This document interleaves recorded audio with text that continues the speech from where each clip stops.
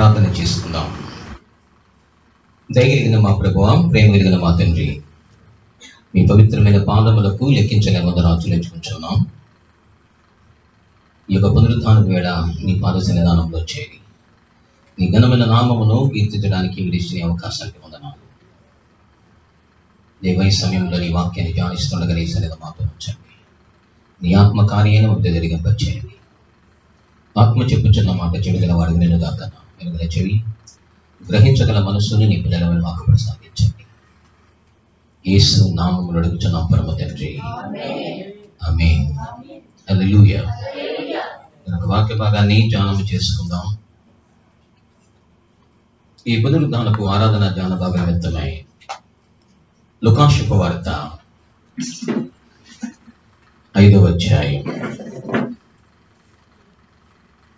లూకా శుభవార్త 5వ అధ్యాయం 18వ వచనం.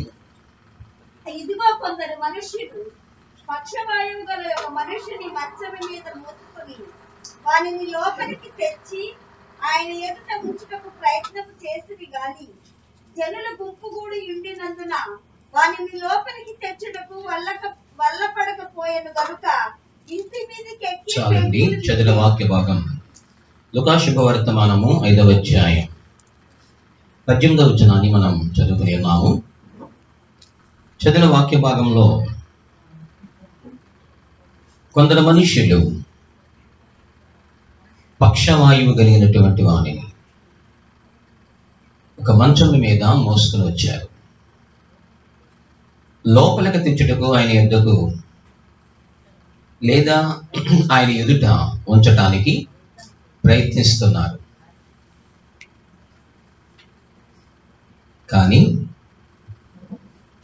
జనులు గుంపు కూడి ఉండినందున లోపలికి తెచ్చుటకు వల్ల కాకపోయే.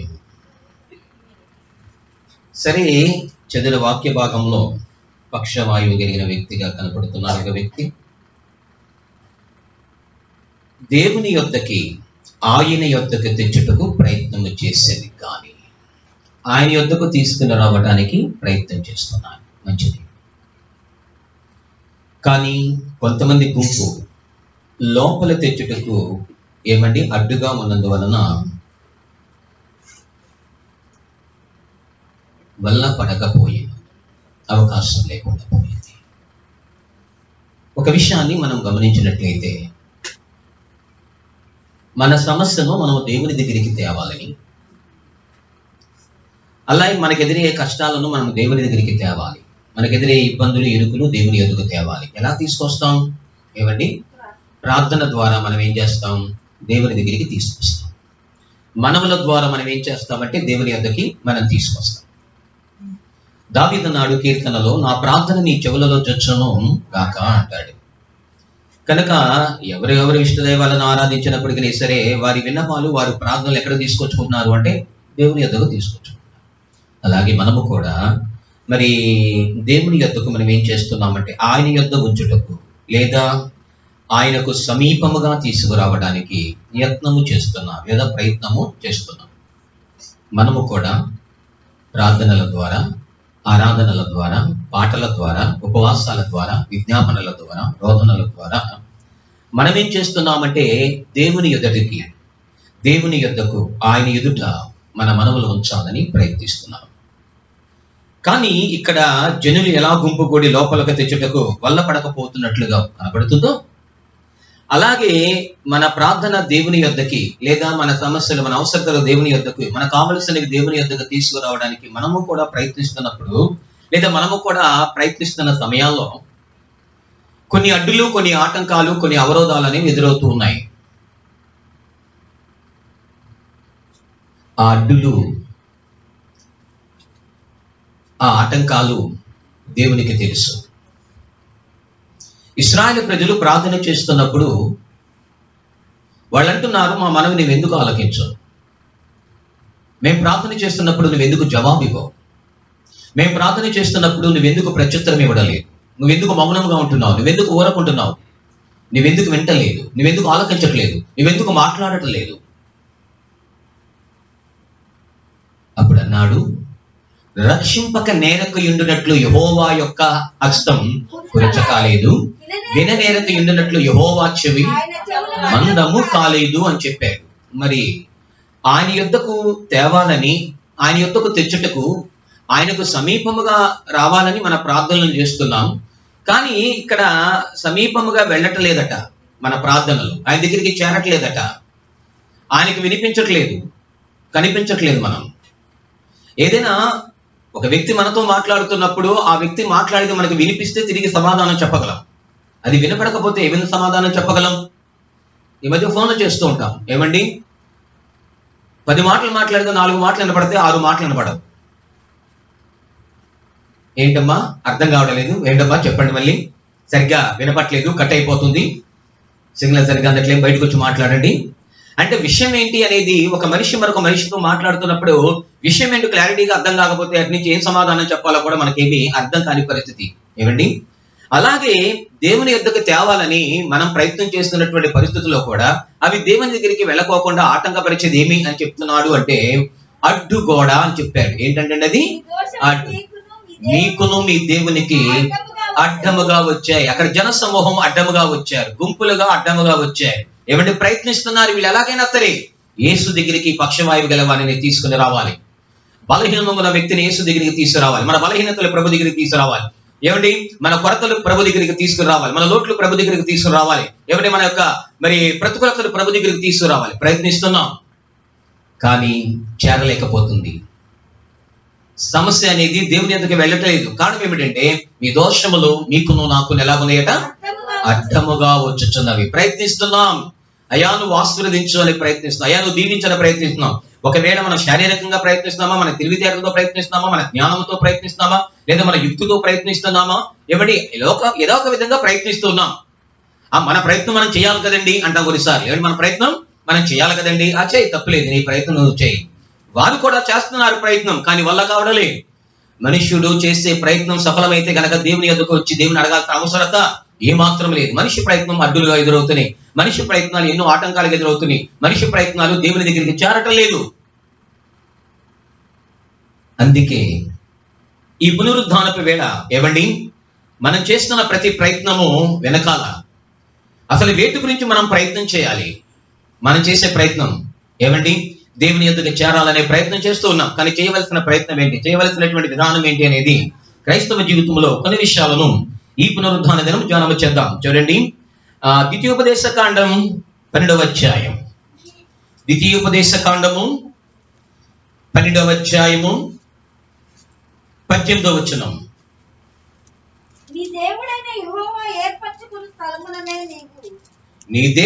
యెహోవా ఏర్పరచుకున్న స్థలములోనే నీవు నీ కుమారుడు నీ కుమార్తె నీ దాసుడు నీ దాసి నీ ఇంట నుండి లేవీయులు కలుసుకొని దేవుడైన యెహోవా సన్నిధిని తిని నీవు చేయు ప్రయత్నములన్నిటిలో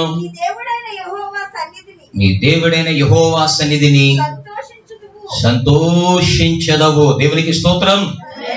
నీవు చేయు ప్రయత్నముల అన్నిటిలో నీ దేవుడైన యెహోవా సన్నిధిని సంతోషించదవు అని చెప్తున్నాడు.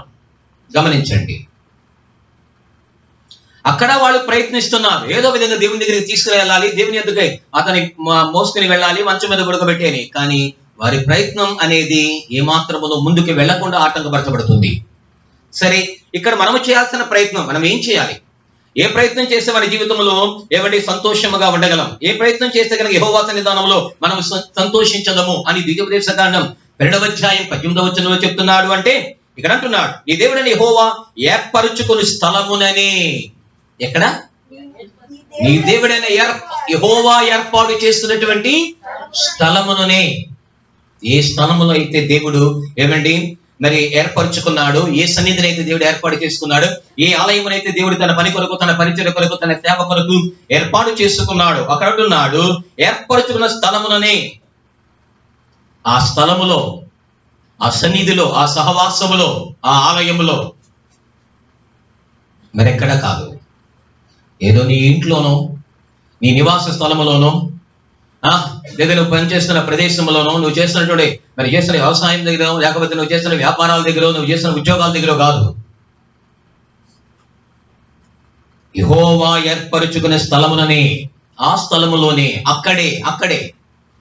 అందుకే దావీదు అనేక సందర్భాలలో దేవుని నివాస స్థలమును గురించినటువంటి ఆలోచన, ఆయన సన్నిధిలో, ఆయన ఆలయములో ఎప్పుడు నివాసము చేయాలని, జీవితకాలం అంతా, బ్రతుకు దినములంతా పచ్చని వెలివ చెట్టు వలె ఉండాలని, ఆ స్థలములోనే ఏర్పరచుకున్న ఆ స్థలములోనే ఉదయకాల సమయంలో ప్రార్థన చేసి, సిద్ధము చేసి, కాచి ఉంచి, స్వరము వినిపించే విధంగా ఆ స్థలములోనే, తన రాజదర్బారులోనూ కాదు, లేదా సింహాసనం మీద అక్కడ కూర్చుని కాదు, లేక మనం ఉన్న స్థలములో కాదు, ఎక్కడ దేవుడు ఏర్పరచుకున్నటువంటి స్థలం, సన్నిధి. నీవు,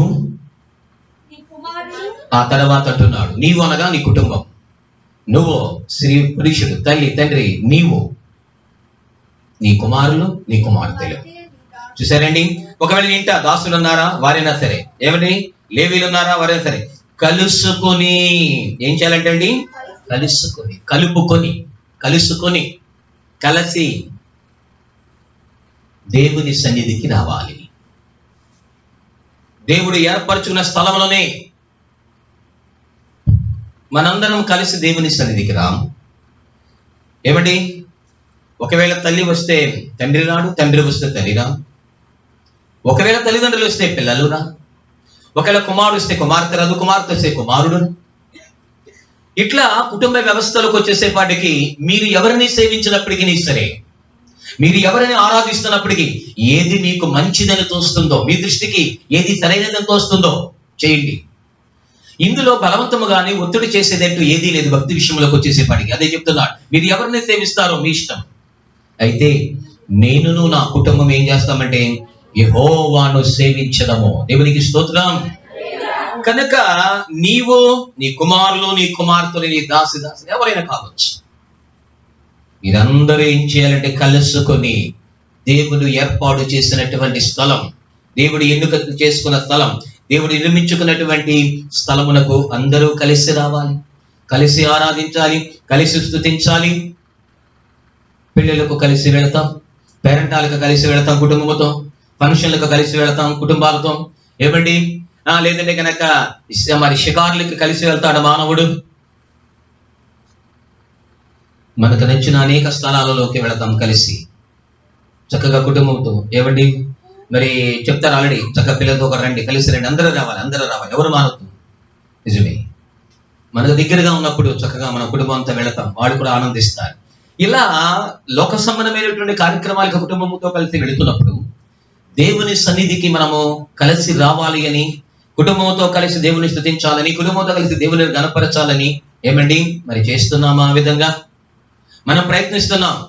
కానీ ప్రయత్నములో మనం సంతోషించలేకపోతున్నామంటే కొన్ని విషయాలలో గమనించినట్లయితే, దేవుడు ఏర్పరుచుకున్న స్థలములో అందరూ కనిపించాలి, అందరూ ఆయన సన్నిధికి రావాలి, అందరూ ఆయన ఆలయములో స్తుతించాలి, గణపరచాలి. నేనును నా ఇంటి వారును యెహోవాను సేవించేట. ఈ పటాలములో కొన్నేలేటువంటి వాడు ఏమండి భక్తి పడు ఉండెను. అతడు తన ఇంటి వారితో కూడా దేవుని యందు భయభక్తులు కలిగిన వాడై ఉన్నాడు. అయ్యలారా, రక్షణ పొందుటకు ఏం చేయాలంటే నీవును నీ ఇంటి వారును విశ్వాసం ఉంచుము. ఏమండి, ప్రభుని విశ్వాసం ఉంచుము, ఆయన ఎందుకు విశ్వాసము కలిగి ఉండండి, అప్పుడు నీవు ఇంటి వారు రక్షింపబడతారు.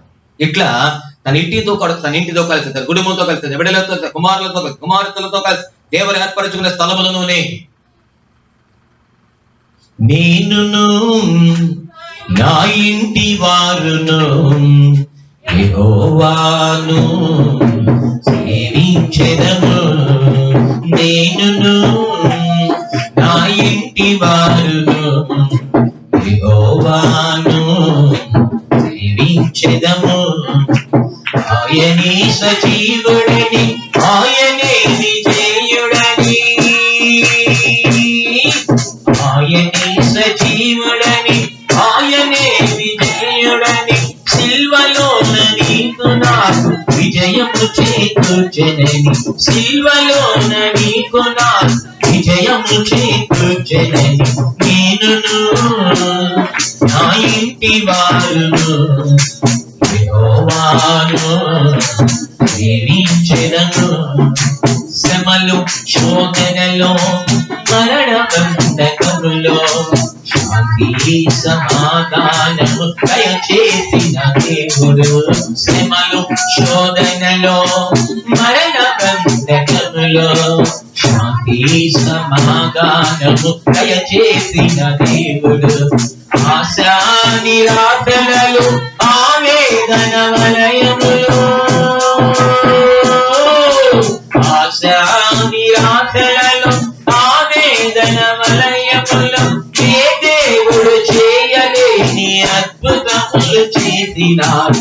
ఏ దేవుడు చేయలేని అద్భుతములు చేసినాడు. నేను నా ఇంటి వారు యెహోవాను సేవించెదను. ఆయనే సజీవుడని, ఆయనే విధేయుడని, ఆయనే సజీవుడని, ఆయనే విధేయుడని, సిల్వలోన నీకు నాకు విజయము చేకూర్చెనే. సిల్వలోన నీకు నాకు విజయము చేకూర్చెనని నేనును నా ఇంటి వారును యెహోవాను సేవించెదము. హల్లెలూయా. కనుక మనందరము కలిసి దేవుని సన్నిధిలో స్తుతించాలి. మనందరము కలిసి దేవునిని ఆరాధించాలి. కుటుంబం అంతయు కలిసి దేవుని సన్నిధానంలో ఆయన ఏర్పరచుకున్న సన్నిధిలో ఏమండి మనము కలిసి ఆయన ఘనమైన నామమును కొనియాడాలని కోరుకున్నాడు. కలుసుకొని నీ దేవుడైన యెహోవా సన్నిధిని తిని, కలుసుకుని ఏం చేయాలంటండి? ఆయన సన్నిధిలో తినాలి. ఏంటి ఏమంటే ఏం తినాలి? ఆయన సన్నిధిలో ఏమన్నా ఫ్రూట్స్ ఏమైనా తినాలా? లేదంటే ఆయన సన్నిధిలో బిర్యానీ ఏమైనా తినాలా? మటన్ ఏమైనా తినాలి? ఏం తినాలి? అక్కడ తినాలని చెప్తున్నారు. మనం ఏం తింటున్నాం? వచ్చి ఏమండి ఆయన సన్నిధిలో తిని, నిజమే ఆధ్యాత్మిక సంబంధమైన జీవితంలో ఇక్కడ దొరికే ఆహారము తినటానికి ఆత్మ సంబంధమైన ఆహారం. దేవునికి స్తోత్రాలు చెప్దామా? మనము మన గృహాలలో తినేది శరీరానికి సంబంధించినటువంటి ఆహారము. అవును, శరీరానికి సంబంధించినటువంటి ఆహారము తినకపోతే శరీరం బలహీనమవుతుంది. ఇక్కడికి వచ్చి ఏమండి మనం మన కుటుంబము అందరూ కలిసి ఏదైనా కార్యక్రమాలకు వెళ్ళినప్పుడు చక్కగా అందరూ కలిసి భోజనం చేసి వస్తే వాళ్ళకి ఎంత సంతోషంగా ఉంటుందో, అలాగే మన కుటుంబంలో అందరూ వచ్చి ఆయన ఇచ్చే ఆహారం, ఆయన పెట్టే భోజనం, ఆయన సన్నిధిలో తిని, ఒకళ్ళు తిని ఒకళ్ళు తినక, ఏమండి ఒకళ్ళు తిని మరొకళ్ళు తినడానికి ఇష్టపడక, ఒకళ్ళేమో ఇంటికాడ భోజనం తిని మందిరంలో తినక, ఇలా చాలా సందర్భాలలో ఇలాంటి పరిస్థితులు మనము చూస్తూ ఉంటాం. ఏమండి కానీ ఒకటి గమనించండి, దేవుని సన్నిధానములో దేవుడు మనకి ఏం ఏర్పాటు చేస్తున్నాడు అంటే తినడానికి ఆయన సన్నిధిలో ఉంది. ఏమి ఉంది తినడానికి దేవుని సన్నిధానములో అనేది ఆలోచన చేసినట్లయితే, ఆత్మకు కావలసిన ఆహారం. దేనికి కావలసిన ఆహారం అట? ఆత్మకు కావలసినటువంటి ఆహారం, ఆత్మకు కావలసినటువంటి పానీయము. అందుకే వాక్య భాగంలో అంటాడు, ఈ ఆహారము తినవాడు లేదా ఈ దాహము లేదా ఈ దప్పిక ఇవి తాగువాడు మరలా ఎన్నడెన్నడికి దప్పిక కొనడు, ఈ ఆహారము తినవాడు మరలా ఎన్నడెన్నడికి ఆకలి కొనడు అని చెప్తాడు. దేవుడు మనకి ఆయన సన్నిధిలో జీవాహారమును ఏర్పాటు చేశాడు. అందుకే ఒక మాట అంటాడు కదా, మనుష్యుడు రొట్టె వలన కాదు గాని దేవుని నోట నుండి వచ్చు ప్రతి మాట వలన మనిషి ఏం చేస్తారట? జీవిస్తాడు అని మాట్లాడతాడు. పరలోక రాజ్యము అనేది భోజన పానముల కాదట, నీతియు సమాధానమును పరిశుద్ధాత్మ యందలి ఆనందమై ఉన్నది అని చెప్తాడు. ఇట్లా మనం ఏమి తినాలి ఇక్కడికి వచ్చి అంటే, ప్రభు మన కొరకు సిద్ధపరిచినటువంటి ఆహారమును తినాలి. ఇశ్రాయేలు ప్రజలు 40 సంవత్సరాలు, ఏమండి ఎన్ని సంవత్సరాలట? 40 సంవత్సరాలు దేవదూతలు తిను ఆహారము మనుష్యులు భుజించిరి అని రాస్తారు. ఎవరు తినే ఆహారం అట? దేవదూతలు తినే ఆహారాన్ని మనుషులకు పెట్టాడు దేవుడు. కానీ నచ్చదా? మనుషులకు కావలసినది భౌతిక సంబంధమైన ఆహారానికి ప్రాధాన్యత ఇస్తున్నారే, ఆత్మ సంబంధమైన ఆహారానికి ఎంతవరకు ప్రాధాన్యత ఇస్తూ ఉన్నాడు మనిషి? ఈ లోకములో ఏమండి కేవలము ఆహారము కొరకేనా మనం బ్రతికేది? ఏమి తిందుమా, ఏమి తాగుదమా, ఏమి ధరించుకుందామా అని రేపటి గురించి ఆలోచన చేయవద్దు అన్నాడు శుభవార్తలో. సన్నిధిలో తినవలసినవి, ఎక్కడ తినాల్సినవి ఇవన్నీ? దేవుని యొక్క సన్నిధిలోనికి వచ్చి, ఆయన ఏర్పరచుకున్న స్థలంలోనికి వచ్చి, కుటుంబం మొత్తం కలిసి ఆయన సన్నిధిలో తిని, ఇంట్లో కాదు ఇది తినేది, సన్నిధిలో తినే ఆహారం, సన్నిధిలో దేవుడిస్తున్న ఆహారం, సన్నిధిలో దేవుడు ఏర్పాటు చేసిన ఆహారం. భౌతిక సంబంధమైనటువంటి ఆహారం అనేది క్షయమైనది అన్నాడు. క్షయమైన ఆహారము కోసం మీరెందుకు కష్టపడుతున్నారు? అక్షయమైన ఆహారం కోసం ప్రయాసపడండి, దానిలో జీవం ఉందన్నాడు. ఏముందట అందుట్లో? అది దొరికిన వానికి సర్వ శరీరమునకు ఆరోగ్యమును ఇచ్చును అంటాడు. జీవమును సర్వ శరీరమునకు ఆరోగ్యం ఇచ్చును అన్నాడు. దొరికితే నువ్వేం చేయాలి? దాన్ని దాచుకో, అది హృదయములో దాచుకో, మనస్సులో దాచుకో, తిను. దేవుని వాక్యాన్ని ఇక్కడికి వచ్చి విను, తిను. యెహెజ్కేలుతో అంటున్నాడు కదా, ఇదిగో యెహెజ్కేలు, జీవ గ్రంథమును నీ ఎదుటకు నేను తీసుకుని వచ్చాను, దాన్ని నువ్వు భుజించు. నేను ఎందుకు భుజించాలట? గ్రంథముని ఎదుటకు తీసుకొస్తున్నాను, దాన్ని ఏం చేయాలంటే నువ్వు భుజించాలి, తినాలి. పునరుద్ధాన దినమే కావచ్చు. ఏమండి, దేవుని సన్నిధానములో మనకు తినడానికి దేవుడు ఏమి ఏర్పాటు చేస్తున్నాడు అంటే జీవాహారమును ఏర్పాటు చేస్తున్నాడు. మన ఇంట్లో అందరూ తినాలి ఈ ఆహారాన్ని. దేవునికి స్తోత్రాలు చెప్దామా? ఎవరు తినాలట? అందరూ తినాలి. పిల్లలు తినాలి, పెద్దవాళ్ళు తినాలి, వృద్ధాప్యంలో ఉన్న వాళ్ళు తినాలి, ఏమంటే చిన్న పిల్లలు కూడా తినాలి ఈ ఆహారాన్ని. వాళ్ళు లేచినప్పుడు, నడుచున్నప్పుడు, కూర్చున్నప్పుడు వారికి ఏమంటే బాస్ చేతి కట్టు అంటారు. కనుక వాళ్ళకు కూడా ఈ ఆహారం పెట్టు, వాళ్ళను అవసరం నడిపించు. వాడు పెరిగి పెద్దవాడు కదా దాని నుంచి తొలగి ఆహారముతో పాలిస్తూనే ఉంది. ఏమంటే మోషే తల్లి ఈ ఆత్మ సంబంధమైన ఆహారము మోషేకి పెడుతూ ఉంది. ఆత్మ సంబంధమైన ఆహారము బోధిస్తుంది. భౌతికమైన పాలు, భౌతికమైన ఆహారం పెడుతుంది. ఆ తర్వాత ఆత్మ సంబంధమైనటువంటి ఆహారముతో మోషేని పెంచింది. మోషే పెరిగి పెద్దవాడైన తర్వాత అని రాస్తారు. విన్నారా? ఇటు దేహానికి కావలసిన ఆహారము ఎంత ప్రాముఖ్యమో ఆత్మకు కూడా కావలసిన ఆహారము అంత ప్రాముఖ్యం. ఒక పూట తినకపోతే మనిషి బలహీనమైపోతాడు. ఒక పునరుద్ధాన దినం దేవుని సన్నిధానములో దేవుని యొక్క ఆత్మ సంబంధమైన ఆహారము తినకపోతే మనిషి ఏమైపోతాడు కదండి? బలహీనమైపోతాడు. ఆత్మ బలహీనమైపోతుంది. నువ్వు పైకి జీవించుచున్నావే గాని లోపల మృతుడవే అన్నాడు. లేదు జీవం, అది క్షీణించుకుపోయింది, బలం లేదు. ఎందుకు లేదండి? సన్నిధిలో తినడం లేదు, ఆహారము తినడం లేదు. ఏమైనా నోరు మూసుకుంటున్నాం, ఆహారం మన దగ్గరికి వస్తుంది, నోరు తెరిచి అయ్యా ఆహారము నాకు అనుగ్రహించు, జుంటి తేనె దారల కంటే మధురమైనది నీ వాక్యం. ఏమండి? కనుక ఆ తేనెని నాకు ఇవ్వు, ఆ జుంటి తేనె దారుల కంటే అవి మధురమైనటువంటి నీ వాక్యం అనే ఆహారాన్ని నాకు ఇవ్వయ్యా, నేను భుజిస్తాను వాటిని, నేను తీసుకుంటాను వాటిని, నేను తింటాను వాటిని అని. ఇట్లా ఆయన సన్నిధిలో ఏం చేయాలంటే తినాలి. తినకపోతే ఈ ఆహారము మనిషి బలహీనమైపోతాడు. అందుకే వాక్యములు కదా, ఏమండి? రొట్టెయు ద్రాక్షారసమును తీసుకుని ఇది నా శరీరము, ఇది నా రక్తము, నన్ను జ్ఞాపకం చేసుకున్నకై దీనిని తినుడి, నన్ను జ్ఞాపకం చేసుకున్నకై దీనిని తినుడి. ఎక్కడ దొరుకుతుంది అది? ఆయన సన్నిధిలో దొరుకుతుంది. ఆయన శరీరం అనే ఆహారము, ఆయన రక్తం అనేటువంటి ఆహారం. అంటే మారు మనసు పొంది రక్షింపబడిన వ్యక్తి ఏం చేయాలి చెప్పండి? ఆయన సన్నిధానంలో ఎవడు మరి నా శరీరము తినే రక్తము త్రాగునో వాని యందు నేను, నా యందు అతడు నిలిచిందుము, అంచితిని అతని నేను లేపెదను అని చెప్తాడు శుభవార్తల్లో. నిజమేనండి. కేవలం రక్షణ పొందితే ఒకటే సరిపోదు.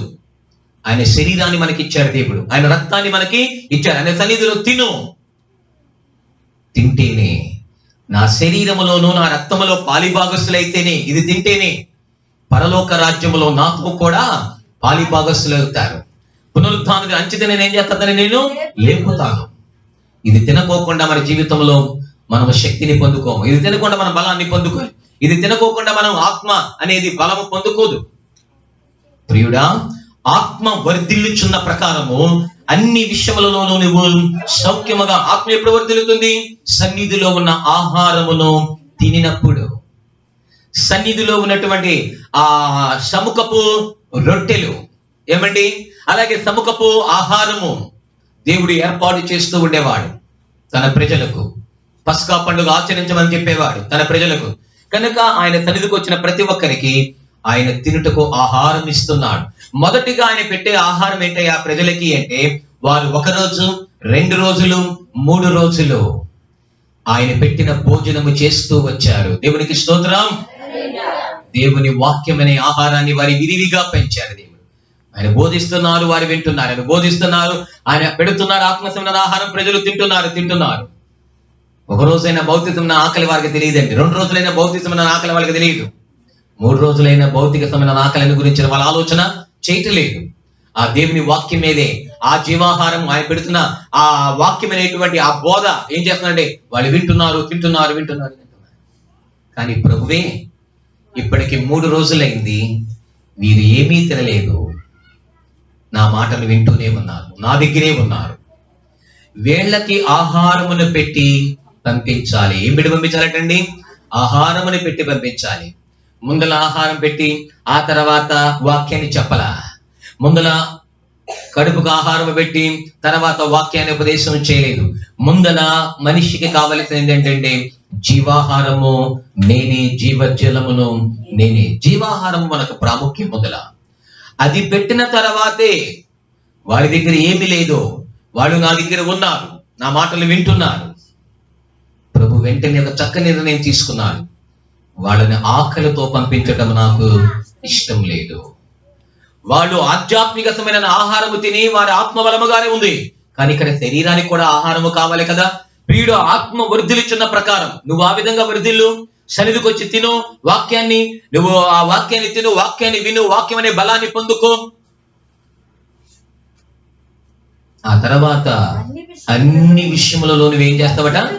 వర్ధిల్లుతో సౌఖ్యముగా ఉండువు. అన్ని విషయాలను వర్ధిల్లుతో ఎలాగుంటావట? సౌఖ్యముగా ఉంటాం. మనమేమో ముందర మన శరీరానికి కావలసిన ఆహారం, మన శరీరానికి కావాల్సిన వస్త్రము, మన శరీరానికి కావలసిన సుఖం, మన శరీరానికి కావాల్సిన నిద్ర అది ఇచ్చి ఆ తర్వాత ఏం చేస్తామంటే సమయం ఉన్నప్పుడు భక్తి చేస్తాం, సమయం ఉన్నప్పుడు అవకాశం ఉండే ప్రార్థన చేస్తాం, అవకాశం ఉండే ప్రార్థనకి వెళతాం. లేదు అనుకుంటే తిని హాయిగా పడుకుంటాం. కుదిరితే వెళదాంలే, లేకపోతే లేదులే. ఆ వాతావరణం బాగుంటే వెళ్దాంలే, లేకపోతే లేదులే. ఆ వెళ్ళాలనిపిస్తే వెళదాం, లేకపోతే లేదులే. కాదు, దేవుని సన్నిధిలో, ఆయన సముఖములో, సన్నిధిలో తిని ఆయన తెలియజేయాలట. తినాలి. ఏమండి, తల్లి తన బిడ్డల కొరకు ఆహారం ప్రిపేర్ చేస్తుంది, కుటుంబం కొరకు ఆహారం ప్రిపేర్ చేస్తుంది. భర్త తినాలి, పిల్లలు తినాలి అనేటువంటి ఆ విధానంలో తల్లి ప్రిపేర్ చేస్తుంది ఆహారం. ఒకవేళ పిల్లలు ఎవరైనా టయానికి రాకపోతే తల్లి ఎదురు చూస్తూ ఉంటది అన్నమాట. తాను కూడా తినకోకుండా మానేసి ఏమండి పిల్లల కోసం ఎదురు చూస్తుంది. ఎందుకు? పిల్లలు తిన్న తర్వాత తినాలి, వాళ్ళకి పెట్టిన తర్వాత తినాలి. వాళ్ళ కోసం 9 అయినా 10 అయినా 11 అయినా తల్లి అలా ఏం చేస్తుండదట? అలా కాచుకుని కూర్చుంటది.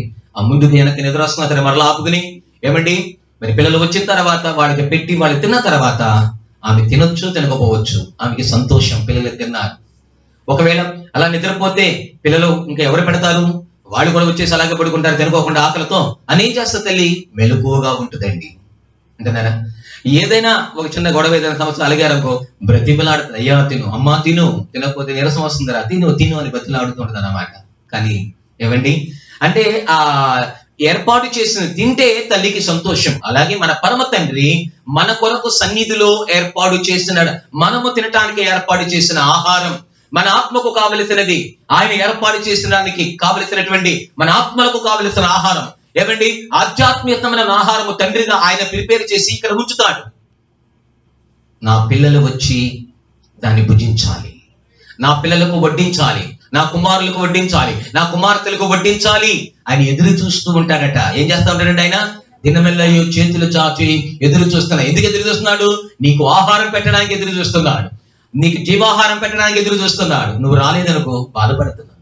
మరి బిడ్డ రాకపోతే బాధ కాదా ఏంటి? ఇంకా ఎంతసేపు వెళ్ళారు, ఇంకా టైంకి రాలేదు, మధ్యలో ఏమైనా మరి ఆటంకం ఏమైనా కలిగిందా, అభ్రాంతం కలిగిందా, మరి ఆకలితో పాపం మరి ఇబ్బంది పడుతుంటారు. ఎంత సమయం అయిపోయింది ఏంటి, అదేంటి ఇదేంటి, లోపల ఓకే సంఘర్షణ అన్నమాట. టైంకి రాకపోతే తినకోకుండా అయ్యో పిల్లడంతే ఎలా ఉన్నారు కదా. అలాగే దేవుడు కూడా ఏమండి ఆయన సిద్ధం చేసిన ఆహారం తినకపోతే తల్లిగా నువ్వెంత బాధపడుతున్నావు, తండ్రిగా ఎంత బాధపడుతుంటారు పిల్లలు టైంకి తినకపోతే, టైంకి రాకపోతే. దేవుడు కూడా సన్నిధిలో మన కొరకు ఏర్పాటు చేసిన ఆహారం నువ్వు తినకపోతే ఆయన బాధపడతాడట. ఏం చేస్తాడంటే ఆయన బాధపడతాడు. అయ్యో నా బిడ్డ ఆహారం తినలేదు, ఆత్మసంబంధ ఆహారం తినలేదు, ఆత్మ బలహీనమైపోతుంది. అయ్యో మరి శరీరం బలంగా ఉండే ప్రయోజనం ఏంటి? ఆత్మ బలహీనమైతే ఏమండి? అందుకే వాళ్ళు అన్నారు, అయ్యా ఆత్మ సిద్ధమే గాని శరీరము బలహీనముగా ఉన్నది అని కూడా చెప్తున్నారు. ఇటు శరీరము సిద్ధముగా ఉండాలంటే ఏమిటి? మెలకువ కావాలి, శరీరం కావలసిన ఫీడ్ ఇవ్వాలి. అలాగే ఆత్మ మెలకువగా ఉండాలంటే ఆత్మ కావలసిన ఆహారాన్ని కూడా మనం ఇవ్వాలి. ఇస్తేనే ఆయన ఇవ్వాలని సన్నిధిని తిని ఏం చేయటండి? ఆయన సన్నిధిలో తిని నీవు చేయు ప్రయత్నములన్నిటిలోనూ సన్నిధిలో తినాలి. దేవుడిచ్చే ఆహారం తినాలి, దేవుడిచ్చేటువంటి ఆ జీవాహారాన్ని తినాలి. వాళ్ళు అంటారు, మాకు నచ్చలేదు ఈ ఆహారము అంటారు, మాకు వద్దు ఈ ఆహారం అంటారు, మాకు చప్పగా ఉంది ఈ ఆహారం అంటారు, మాకు మసాలా లేదు అని చెప్తున్నారు, మాకు ఉప్పు కారాలు బాగా కావాలి అంటున్నారు. ఏమండి? లేదా మాకు మటన్ కావాలన్నారు, చికెన్ కావాలి, ప్రాన్స్ కావాలి, అవి కావాలి, ఈ కావాలంటారు. మేము ఐగుప్తులే తిన్నామయ్యి, మాకు ఇక్కడ లేవి, మా కొద్దివి అని ఏడ్చారట. తిండి కోసం ఏడ్చారట. దేనికోసం ఏడ్చారంటండి? ప్రతి గుడారంలోంచి ఏ ఏడుపున పడిందో తెలుసా? ఏమండి? ప్రభు సన్నిధానంలో కన్నీరు కార్చి ప్రార్థన చేసే ఆ విధానం లేదు. కన్నీరు కార్చి రోదన చేసి ప్రభుని వేడుకోవడం లేదు. అయ్యా ఏ వాగ్దానం అయితే చేసావో ఆ వాగ్దానం భూమిని మేము స్వతంత్రించుకోవాలి, మమ్మల్ని త్వరగా తీసుకుని వెళ్ళేటువంటి ఆలోచన లేకోకుండా వాళ్ళేమి దేని గురించి ఏడుస్తున్నారు అంటే మాంసము కావాలని ఏడ్చిన సందర్భాలు ఉన్నాయి. ఏమండి? కనుక లోకసమైన తిండి కోసం ఏడబడేవి ఏంటండి? లోకసమైనటువంటి తిండి గురించి ఆలోచించడం ఏమిటి? ఒక్క పూట కూటి కోసం. దేనికోసం అట? ఒక్క పూట కూటి కోసం జ్యేష్ఠత్వపు హక్కును అమ్మేసుకున్నటువంటి ఏసావు లాంటి భ్రష్టుడు, తిండి కోసం ఆలోచించేవాడు, దేవుని సన్నిధిలో ఉన్న ఆహారము కొరకు ఆలోచించకుండా తిండి కోసం ఆలోచించేవాడు భ్రష్టుడు. దేవుడి పెట్టే ఆహారాన్ని నిర్లక్ష్యం చేసి భౌతిక సంబంధమైన ఆహారము కొరకు ఆలోచించేవాడు భ్రష్టురాలు. తినటం తప్పు లేదు, వండుకోవడం తినవద్దని దేవుడు ఎక్కడా చెప్పలా. వారు తిని తృప్తి పొందిరే అన్నాడు. తినడానికి ఏర్పాటు చేశాడు, తృప్తిగా పెట్టాడు దేవుడు. కానీ ఆయన పెట్టే ఆహారమును మొదటగా మనం తింటే, ఆయన పెట్టే ఆహారము వాళ్ళు వద్దంటారే, దేవదూతలు తినే ఆహారం వద్దంటారే, మన్నా వద్దంటారే. మాకు కావలసినది ఐగుప్తిలో తిన్న ఆహారం, ఐగుప్తిలో తిన్న మాంసం, ఐగుప్తిలో తిన్నటువంటి ఆహారపు అలవాట్లు. వారు బబులోనులో కూడా సియోనులో అలవాట్లే చేసుకున్నారు. యెరూషలేములో వారు ఏ అలవాట్లు ఉన్నారో బబులోనులో కూడా అదే అలవాటు. ఆకుకూరలు, పప్పు ధాన్యము తప్ప రాజు తినే ఆహారం అయితే మాకు వద్దు అని చెప్తున్నారు. నిజమే, ఎవరొద్దంటారు? రాజు తినే ఆహారం అండి. కానీ వాళ్ళు అంటున్నారు, మాకు ఆహారం వద్దు, మేము యెరూషలేములో సియోనులో కేవలము మేము తినే ఆహారము ఆకుకూరలు, పప్పు ధాన్యం, అదే మాకు చాలు. వీరి 10 దినములు పరీక్షించిన తర్వాత రాజు తినిన ఆహారము లేదంటే కనుక ఈ పప్పు ధాన్యము తినినటువంటి వీరిరువుని మరి రాజు సముఖంలో తీసుకుని వచ్చినప్పుడు ఆకుకూరలు, పప్పు ధాన్యము తినినటువంటి వారి యొక్క ముఖము కళగాను సౌందర్యముగాను ఉండేను అంటాడు. దేవునికి స్తోత్రం. దేవుడిచ్చు ఆహారము తినేవాడు సౌందర్యవంతుడు, దేవుడిచ్చే ఆహారము తినేవాడు కళగా ఉంటాడు. ఆత్మ సంబంధమైన సౌందర్యం, ఆత్మ సంబంధమైనటువంటి ఏమిటి? ఆ ఒక్క అందం. వింటున్నారా? ఆధ్యాత్మిక సంబంధమైన జీవితంలో రాజు నీ సౌందర్యమును కోరినవాడు అంటాడు. కీర్తనలు ఏమంటాడంటే, రాజు నీ సౌందర్యమును కోరుచున్నాడు. ఏ సౌందర్యం? ఆత్మ సంబంధమైన సౌందర్యం. ఎప్పుడు వస్తుంది ఆ సౌందర్యము? ఆయన పెట్టే ఆహారము తినినప్పుడు ఆ సౌందర్యం వస్తుంది. ఆత్మ సంబంధమైనటువంటి కళ, ఆత్మ సంబంధమైన సౌందర్యం, ఆత్మ సంబంధమైన ఆనందం, ఆత్మ సంబంధమైనటువంటి ఆ ఒక దైవిక సంబంధమైన కళ. సన్నిధిని తినుచు ఆయన యొక్క సన్నిధానములో ఒక్క పూట కూటి కోసం మొక్కున్నటువంటి ఏసావు లాంటి భ్రష్టుడైనను వ్యభిచారి అయినను ఒకవేళ మీలో ఉన్నాడేమో జాగ్రత్తగా చూసుకోండి. యేసు ప్రభుని ఈ రాళ్లను రొట్టెలుగా చేసుకుని తిను అని శోధించిన పరిస్థితులు శుభవార్తలు లేకపోలేదు. కానీ ఒకటి, సన్నిధిని తిని నీవు చేయు ప్రయత్నములన్నిటిలో నీ దేవుడైన యెహోవా సన్నిధిని సంతోషించదవు. దేవునికి స్తోత్రం. దేవదూతలు తిన్న ఆహారాన్ని ఈ రోజు దేవుడు మనకు పెడుతున్నాడు. ఆత్మ సంబంధమైన ఆహారాన్ని మనకి పెడుతున్నాడు. జీవాహారమును మనకి పెడుతున్నాడు. ఆయనలో జీవము ఉండెను, ఆ జీవపు మనుషులకు వెలుగు. ఆయన నోటి నుంచి ప్రతి మాట జీవపు మాట. హల్లెలూయా, స్తుతి మహిమ ఎల్లప్పుడు దేవునికి చెందము. హల్లెలూయా, స్తుతి మహిమ ఎల్లప్పుడు దేవునికి చెందము. హల్లెలూయా, హల్లెలూయా, హల్లెలూయా, హల్లెలూయా, హల్లెలూయా, హల్లెలూయా, హల్లెలూయా, స్తుతి మహిమ ఎల్లప్పుడు దేవునికి చెందము. ఆకాశమును అడ్డి మన్నాను పంపిన దేవుని స్తుతించెదము. ఆకాశమును అడ్డి మన్నాను పంపిన దేవుని స్తుతించెదము.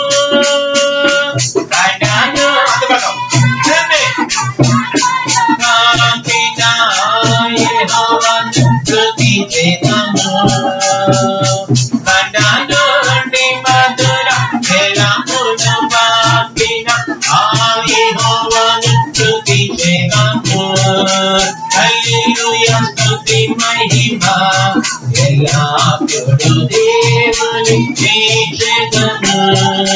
హల్లెలూయా, స్తుతి మహిమ ఎల్లప్పుడు దేవునికి చెందము.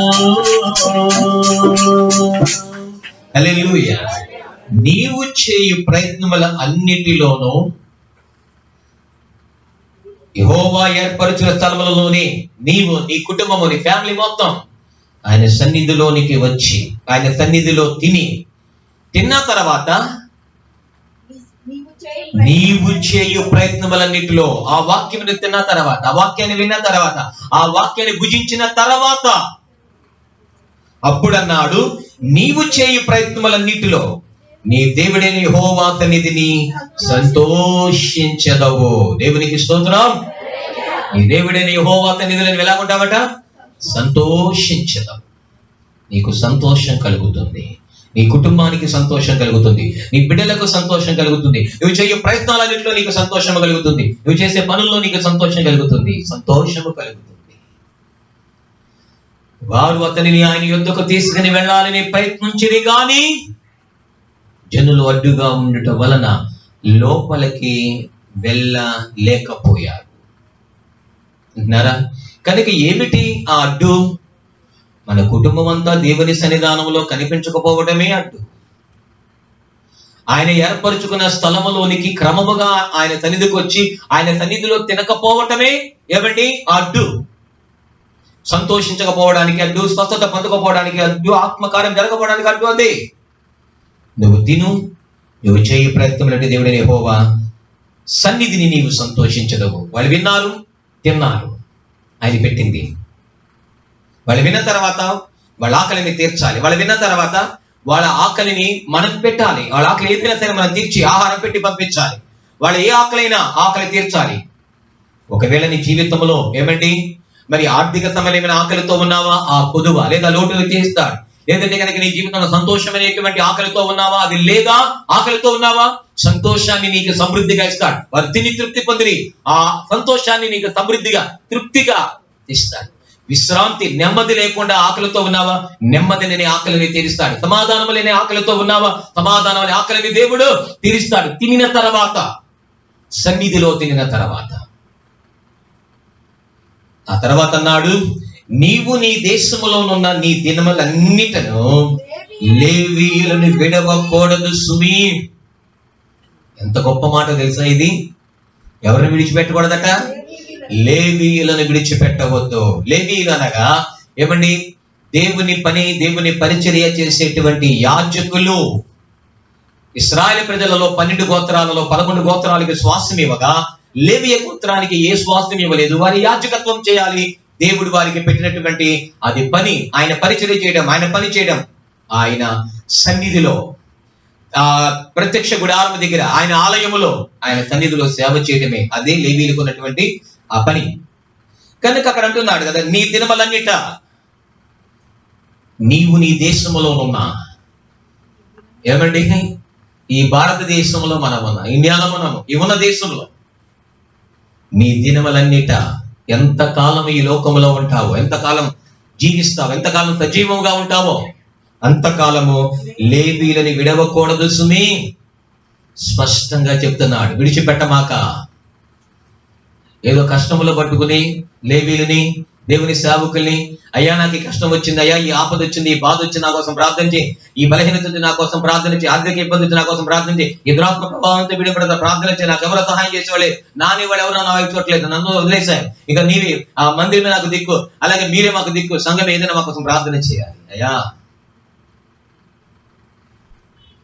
సేవకుడు కనికరించి నీ కోసం ప్రార్థన చేస్తే నీ కష్టాన్ని, నీ బాధను, నీ వేదన, నీ దుఃఖాన్ని చూసి ఏమండి, లేదంటే కనుక ఆ ప్రభావము అపవాది ప్రభావాలతో వినబడుతున్నా మరి నీ పరిస్థితిని చూసి సేవకుడు మోకాళ్ళు వచ్చి కన్నీరు కాచి కడుపు కట్టుకుని విజ్ఞాపన చేస్తే, రోదన చేసి ప్రలాపించి ఉపవాసం అండి ఏమండి దేవుని పాదాలు పట్టుకుని, అయ్యా కుటుంబాన్ని కాపాడాయా, బిడ్డలను కాపాడాయా, ప్రభావం నుంచి విడిపించాయా, బలహీనత నుంచి విడిపించాయా, ఆర్థిక సమస్యల నుంచి విడిపించాయా, మానసికమైన ఒత్తిళ్ల నుంచి విడిపించాయా, బాధల్లో ఉన్నారయ్యా, కన్నీళ్లలో ఉన్నారయ్యా, ఆదరణ లేకుండా ఉన్నారయ్యా, నిరాశతో ఉన్నారయ్యా, నిస్పృహలతో ఉన్నారయ్యా అని ఏడ్చి ప్రార్థన చేస్తే, ఉపవాసం ఉండి మేలు పొందుకున్న తర్వాత, స్వస్థత పొందుకున్న తర్వాత, ఆశీర్వదింపబడిన తర్వాత విడిచిపెట్టే వాళ్ళు ఎంతమంది లేరు సమాజంలో.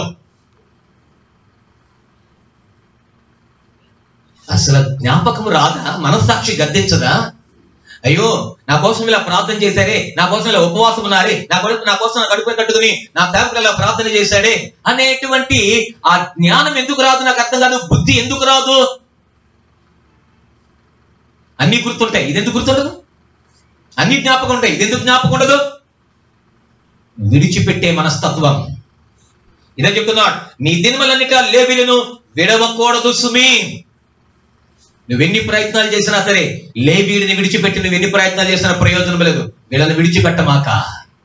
నీ కష్టంలో వాళ్ళని నీ విడిచిపెట్టలేదు, నీ బాధలు నేను విడిచిపెట్టలేదు, నీ దుఃఖం నేను విడిచిపెట్టలేదు, నీ కుటుంబం నిన్ను విడిచిపెట్టి, నీ బంధువులు నిన్ను విడిచిపెట్టారు, నీ స్నేహితులు విడిచిపెట్టారు, నీ రక్త సంబంధం నిన్ను విడిచిపెట్టారు, కానీ సేవకుడు నేను ఎక్కడ విడిచిపెట్టలేదు, నీ కోసం ప్రార్థన చేశాడు. ఈ దినాలలో ఎక్కడెక్కడి నుంచి వస్తున్నారు, ఏదో గొప్ప సేవకులు చెప్తున్నారు. ఏమండి ఆ సేవకులకి ఏమండి 10,000 మంది సంఘం, 2 సంవత్సరాల్లో 10,000 మంది సంఘం ఎక్కడి నుంచి వచ్చింది? ఏమండి లేదా 10 సంవత్సరాలు 15 సంవత్సరాల 1,00,000 మంది సంఘం ఎక్కడి నుంచి వచ్చింది? ఏ కుటుంబం కోసం కన్నీరు కాల్చి ప్రార్థన చేశావు? ఏ కుటుంబానికి వెళ్ళి సువార్త ఎత్తేది? విగ్రహారాధన గృహంలోనికి వెళ్ళి సువార్త చేసి వాళ్ళ కొరకు ఏమండి కన్నీరు కార్చావు? ఎక్కడ వాళ్ళంతా? ఆయా సంఘాలలో వాళ్ళు కాదా? ఆయా మందిరాల్లో వాళ్ళు కాదా? ఆయా చర్చిలో వాళ్ళు కాదా? ఎందుకు ఇలా జరుగుతుంది? విడిచిపెట్టేయటం, స్థానిక సంఘాన్ని విడిచిపెట్టేయడం, నీ కొరకు కన్నీరు కార్చిన సేవకుని విడిచిపెట్టేసి ఏదో గొప్ప సేవకులు అదని ఇదని పరిగెత్తుతున్నావు. నువ్వు విడిచిపెట్టిన సేవకుడి గురించి ఒక దినాన్ని నిన్ను లెక్కడిగితే గనక నువ్వు ఖచ్చితంగా తీర్పు దినాల లెక్కలోనికి రావాల్సిందే. ఎందుకు విడిచిపెట్టావు? నువ్వు విడిచిపెట్టావు పనేంటి? ఆ సేవకుడి కోసం ఎంత కన్నీరు కార్చి, ఎంత విజ్ఞాపన చేశావు, ఎంత రోదన చేసే, నువ్వేం చేస్తావు? విడిచిపెట్టి వెళ్ళిపోయావు. నీ స్టేటస్ పెరిగిన తర్వాత, నీ స్థితిగతులు పెరిగిన తర్వాత నచ్చలా? లేవీయులను విడవకూడదు సుమి, విడిచిపెట్టమాట. మరొక మాట చూద్దాం. 2వ రాజుల గ్రంథం 12వ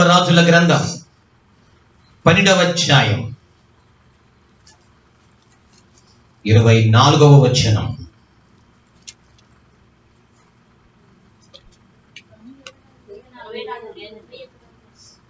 2వ రాజుల గ్రంథం 23వ అధ్యాయం 23వ అధ్యాయం 24వ వచనం. మరియు కర్ణ పిశాచి గల వారిని, చదవమ్మా. బోధ చెప్పు వారిని, గృహదేవతలను విగ్రహములను, యూదా దేశమందున్న యెరూషలేమునందు కనబడిన విగ్రహములన్నిటిని యోషియా తీసివేసి, యెహోవా మందిరమందు యాజకుడైన హిల్కీయాకు దొరికిన గ్రంథమందు వ్రాసి ఉన్న ధర్మశాస్త్ర విధులను స్థిరపరచుటకై ప్రయత్నము చేసెను. చాలండి, ఇది మరొక ప్రయత్నం. ఏమిటి ప్రయత్నం? ఈ ప్రయత్నానికి ముందు ఏం చేశారు?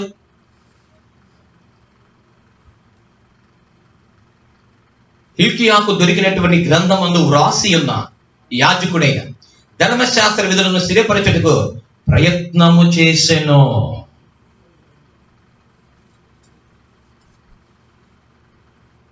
చూడండి, కర్ణపిచాచి గలవారు, సోది చెప్పువారు, గృహదేవతలు, విగ్రహములు, యోధాదేశమందు యెరూషలేమునందు కనబడు విగ్రహములు అన్నిటినీ. ఇందులో ఏమండి? శత్రువు కర్ణపిచాచి, సోది చెప్పువారు. ఏం చెప్పేవారంటే వీళ్ళు? సోది. సరే, సోది చెప్పేవాళ్ళు అక్కడక్కడ కనబడతా ఉంటారు. ప్రార్థన చేసేవాళ్ళు సోది చెప్పించుకోకూడదు. ఏం చెప్పించకూడదట? సోది చెప్పించుకోకూడదు. సోది చెప్పించుకోకూడదు, సోది చెప్పకూడదు. సోది చెప్తామండి, సోది చెబుతామండి, ఆయన ఇంటికి తిరిగితే ఏమంటే వీధులు తిరుగుతారు, అది కాదు సోది అంటే. మనం చెప్పే సోది ఉంటది కదా, ఎదుడోరు గురించి చెప్పే సోది, పక్కోళ్ళ గురించి చెప్పే సోది, దారిలో నడుచుకుంటా వెళ్ళేటప్పుడు చెప్పుకునే సోది, ఆ వీధి మూలం నిలబడి చెప్పే సోది, ఎక్కడేమో చేసే ప్రార్థన అరగంట, సోది మాత్రం 2 గంటలు. ఇది కూడా ఒక సోది. ముసలమ్మ ముచ్చట్లు అన్నాడు తిమోతికి రాస్తూ. దైవ భక్తి విషయంలో నీకు నీవే సాధకము చేసుకో. సోది తగ్గితే ప్రార్థన పెరిగిద్ది. విన్నారా? జ్ఞానము గలవాడు మితముగా మాట్లాడతాడట, చాలా చాలా చాలా తక్కువగా మాట్లాడతాడ. దేవునితో ఎక్కువగా మాట్లాడతాడు. స్తోత్రం, హల్లెలూయా. అదే చెప్తున్నాడు. ఏమండి? సోది చెప్పువారు, గృహదేవతలు, విగ్రహములు. మనకు తెలుసు, దేవుని కన్నా ఎక్కువ మనము దేనిని ప్రేమించినా అది కూడా ఒక విగ్రహమే. అది కూడా ఏంటట? ఒక విగ్రహమే. దేవుని సహవాసము చేయకుండా, దేవునికి సమయము అనేది మనం ఇవ్వకోకుండా, మనము దేవునికి ఇవ్వాల్సిన సమయాన్ని కూడా మనము దేని ద్వారా అయినా సరే, దేని నిమిత్తమైనా సరే ఒకవేళ దొంగిలించినా ఆ సమయాన్ని దేవుని దగ్గర గడపకోకుండా మనం ఏం చేసినా సరే అది కూడా ఒక విగ్రహము లాంటిది. ఏ ధనము ఒక విగ్రహము కాదా? దేవునిని ప్రేమించుకోకుండా ధనాన్ని ప్రేమిస్తే. వెండి ఒక విగ్రహము కాదా? బంగారం ఒక విగ్రహము లాంటిది కాదా? అందుకే క్షయమైనటువంటివి అన్నాడు. ఈ వెండి బంగారం లాంటి క్షయమైనటువంటి వస్తువుల వలన మీరు విమోచింపబడలేదు. ఏమండి? ఇంట్లో బాహ్య సంబంధమైన విగ్రహాలు ఏమీ లేవు కదా అని మనం అనుకోవచ్చు. ఇంట్లో ఉన్న గృహదేవత ఏంటో చెప్పమంటారా? పెద్ద గృహదేవత మన ఇంట్లో ఉన్న టీవీయే మనకు ఒక పెద్ద దేవత. గృహదేవతది ప్రతి గృహంలో ఉంటది. అందుకే గృహదేవత. ఏ గృహంలో లేదా దేవత? అన్ని గృహాల్లో ఉంది. చేతిలో ఉన్న దేవత. ఎక్కడున్న దేవత? చేతిలో ఉన్నటువంటి దేవత. Mobile, smart phone. ఏమండి? టిఫిన్ లేకపోయినా ఉంటారు, భోజనం లేకుండా ఉంటారు. కానీ ఏమి లేకుండా ఉండలేకపోతున్నారు ఈ రోజుల్లో? మొబైల్ లేకుండా ఉండలేము. అబ్బో, నిద్రపోయే ముందు చివరి గడియ వరకు ఆ ఫోన్తోనే. తిరిగి మళ్ళీ లెగవగానే ఆ నిద్రలోనే ఫోన్ ఎక్కడుందో ఎత్తుక్కుంటాం. ఎక్కడ ఉండదో, మనం తల పక్కనే పెట్టి పడుకుంటా ఉంటాం. ఏమండి? లెగిసేటప్పుడు దాంతో లెగిస్తాం, పడుకునేటప్పుడు దాంతో చివరికి మనం పడుకుంటాం, చాటింగ్ చేసి పడుకుంటాము. లేదంటే కనుక ఏమండి వాట్సాప్ లో లేకపోతే యూట్యూబ్ లోనో అయ్యని చెత్త చెదారం పనికిమాలి రకాలు. సో అది దేవత కాదా? ప్రార్థన చేసే సమయంలో ఏమండి ఆ ఫోన్ పట్టుకుని ఆడుకోవడం, లేదా పబ్జీలు ఆడడం, ఆ గేమ్స్ ఆడటం, లేదంటే కనుక ఈ చాటింగ్ చేయడం, ఇలా రకరకాలు. ఇది దేవత అనిపించదా? ఇది విగ్రహం కాదా? ఇది కూడా విగ్రహమే. ప్రార్థనైనా అశ్రద్ధ చేస్తామేమో కానీ సీరియల్ మాత్రం అశ్రద్ధ చేయం. ఏది అశ్రద్ధ చేయమంట? ఏ టయానికి 7 గంటలకు ఏ సీరియల్ వస్తుందో తెలుసు, 7:30కి ఏ సీరియల్ వస్తుందో తెలుసు, 8 గంటలకు ఏ సీరియల్ వస్తుందో తెలుసు. ప్రార్థన పర్వాలేదు, ఆలోచన పర్వాలేదు, కానీ అది అవ్వాలి. అదైతేనే కానీ అప్పుడు భోజనం. పిల్లలు అమ్మాని భోజనం అడిగినా సరే ఊరుకోరా, ఆయన వచ్చినా సరే సీరియల్ అయిన తర్వాత లేచి చెప్పలేదు. అప్పటి వరకు లేవడానికి వీళ్ళు లేదు. పెట్టుకుంటే ఆకలి తిని ఉన్నావు పోయి పెట్టుకుని, నేను ఇది అయ్యేదాకా నేను లేవను. నీకు దుక్కునోడు చెప్పుకో. ఏమండి? పరిస్థితి అలా అయిపోయింది. సర్లే, ఆమె చూసేదాకా అలాగే కూర్చుని అమ్మది అయిన తర్వాత అప్పుడు భోజనం, అప్పుడు ఏదైనా అంటున్నారా? దేవత ఏంటంటే అది గృహ దేవత, విగ్రహం. అందుకే వారు ఐగుప్తి నుంచి బయటకు వచ్చారే గాని ఐగుప్తి మాత్రం వారి హృదయములోనే ఉన్నది. ఎక్కడుందట? ఐగుప్తి వారి హృదయములోనే ఉన్నది. దేవుని వాక్యం మన హృదయంలో లేకోకుండా ఏది మన హృదయంలో ఉన్నది? విగ్రహం కాదా? ఉదాహరణకి నీ పిల్లలను ఎక్కువగా ప్రేమించావు దేవుని కంటే, వాళ్ళ విగ్రహాలు కాదా? ఈ మనవరాలను ప్రేమించావు, వాళ్ళ విగ్రహాలు కాదా? నాకన్నా ఎక్కువగా దేనిని ప్రేమించినా ఆ ప్రేమకు, నా ప్రేమకు మీరు పాత్రులు కాదు అన్నారు. ఆయన ప్రేమకు పాత్రులు కాదు అంటే మరొక ప్రేమ నిన్ను ప్రేమిస్తుంది. ఆ లోకమే ప్రేమించవచ్చు, లోకాత్రిని ప్రేమించవచ్చు, శరీరాత్రిని ప్రేమించవచ్చు, లేకపోతే దెయ్యుని ప్రేమించవచ్చు. దేవుడు ప్రేమించలేదని దాని అర్థం అదే కదా. గృహదేవత కంటికి కనిపించేది, విగ్రహములో. అందుకే 10 ఆజ్ఞలలో ఒక ఆజ్ఞ ఏమని తెలుసా? నేను తప్ప వేరొక దేవుడు నీకు ఉండకూడదు. ఇది ఇశ్రాయేలు ప్రజలు చెప్పింది, అన్యులు చెప్పిన మాట కాదు ఇదంతా, మనతో చెప్పిన మాటే. వారి కడిపే వారికి దేవుడు అన్నాడు ఒక చిన్న మాట. వారు తిని త్రాగి లేచి ఆడిరి, వారి వలె విగ్రహారాధికులై ఉండవద్దు అంటాడు తిమోతికి రాస్తూ పౌలు. ఇశ్రాయేలు గురించి చెప్తాడన్నమాట. వారి వలె విగ్రహారాధికులై ఉండవద్దు. వాళ్ళందరూ ఇశ్రాయేలే కదండి, దేవుని ప్రజలే కదా. దేవుని ప్రజలు విగ్రహారాధికులు అంటారేంటి? అవును, వారు తినుటకును త్రాగుటకును కూర్చుండి ఆడుటకు లేచిరి. స్తుతించడానికి లేవడలేదు, ఆరాధించడానికి లేవట్లేదు, గణపరచడానికి లేవట్లేదు, కొనియాడడానికి లేవట్లేదు, ఆరాధనకి రావడానికి లేవటల్లా. మరి దేనికి లెగిస్తున్నారు? ఆడడానికి లెగిస్తున్నారు, తినడానికి లెగిస్తున్నారు, త్రాగడానికి లెగిస్తున్నారు, ధరించుకోవడానికి లెగిస్తున్నారు, వీటికి లెగిస్తారు. ప్రార్థన అంటే ఏదో ఒక నొప్పి, ప్రార్థన అంటే ఏదో ఒక బలహీనత, ప్రార్థన అంటే ఏదో ఒక అనారోగ్యం, ప్రార్థన అంటే నడుము నొప్పి, కాలు నొప్పి, తలనొప్పి. తినడానికి ఏ నొప్పి లేదా? నిద్రపోవడానికి ఏ నొప్పి లేదా? వారి వలె విగ్రహారాధికులై ఉండవద్దు. నేను వారిలో అందరూ కాదు, కొందరు ఉండకూడి. అదే చెప్తాను కదండి, విగ్రహములను. యోధా దేశమందు యెరూషలేమునందు కనబడు విగ్రహములన్నిటినీ పౌలు తనకున్న ఒక విగ్రహాన్ని కనిపెట్టాడు. ఏంటో తెలుసా? క్రీస్తు మరణములో. ఎందులోనట? క్రీస్తు మరణములో. మొదటిగా ఆయన మరణంలో పాలిభాగస్తుడు కావాలి అంటే ఆయనలో చచ్చిపోవాలి. గోధుమ గింజ భూమిలో పడి చావకునేలా అది ఎలా మొలుస్తుంది? క్రీస్తులో చనిపోవాలి. బాప్తిస్మం అనగా పాతి పెట్టబడుట. శరీరాశలు, నేత్రాశలు, జీవబడము పాతి పెట్టబడాలి. మన శరీరావేశం, శరీరం యొక్క పొంగేటువంటి ఆ గర్వం, ఆ విర్రవీగుతున్నతనం, వీటన్నిటిని ఏం చేయాలంటే చంపేసేయాలి. అవి కూడా ఒక విగ్రహాలే. నీలో కోపం అనే విగ్రహం, ఆవేశం అనే విగ్రహం, అహంకారం అనే విగ్రహం, విర్రవీగుతున్న విగ్రహం చంపి అది శరీరములో పనిచేస్తుంది, పాతి పెట్టేయాలి. క్రీస్తు యొక్క మరణం ఆయనలో చనిపోవాలి. ఆయన మన కోసం చనిపోయాడు, కానీ మన పాపాల నిమిత్తమై, మన శాపాల నిమిత్తమై ఆయన చనిపోయాడు. మనము మన పాపాలు పాతి పెట్టేయాలి ఆయనలో, మన శాపాలన్నింటిని ఆయనలో పాతి పెట్టేసేయాలి. క్రీస్తు మరణ పునరుద్ధానములో తిరిగి మరల ఏమవ్వాలి? లెగవాలి, ఆయనలో చనిపోవాలి. మనలో ఉన్న పాపాలు, శాపాలు, అతిక్రమాలు, దోషాలు అన్ని చనిపోవాలి. క్రీస్తులో తిరిగి మరలా ఒక నవీన స్వభావమును ధరించుకొని, ఆయన స్వరూపమును ధరించుకొని, ఆయన పోలికను ధరించుకొని తిరిగి లెగవాలి. దేవునికి స్తోత్రం. అది మరణ పునరుద్ధానం అంటే. వీటిలో నేను పాలిభాగస్తుడును అగడానికి లేదా అవ్వడానికి నాకు లాభకరమైనవి అడ్డుగా ఉన్నాయి. ఏ అడ్డుగా ఉన్నాయి? లాభకరమైనవి అడ్డుగా ఉన్నాయి. లాభము అనేది అవే నాకు అడ్డు, అవే నాకు ఆటంకం, అవే విగ్రహం. దీనికి ఆటంకముగా ఏది ఉన్నా, దీనికి అవరోధంగా ఏది ఉన్నా దాన్ని ఏం చేశాడో తెలుసా? పెంటతో సమానముగా నష్టముగా ఎంచుకున్నాడు. పెంటతో సమానముగా ఎంచుకున్నాడు. లాభకరమైన దాన్ని నష్టపరుచుకుంది. దేనికి?